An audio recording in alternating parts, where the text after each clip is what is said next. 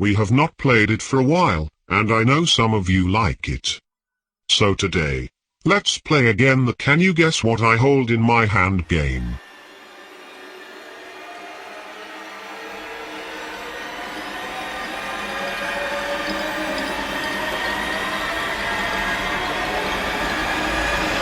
It has a 3.2 centimeters or 1.25 inches wide suction cup on one end, and a smaller 2.2 centimeters or 0.86 inch wide suction cup on the other.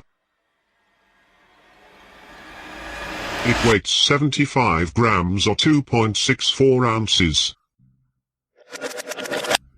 For a total length of 27.5 centimeters or 10.8 inches.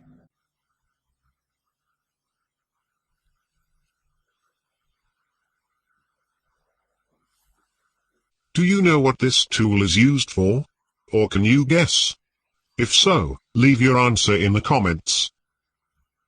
We will reveal what it is later on, via the LabOtomy Shorts channel.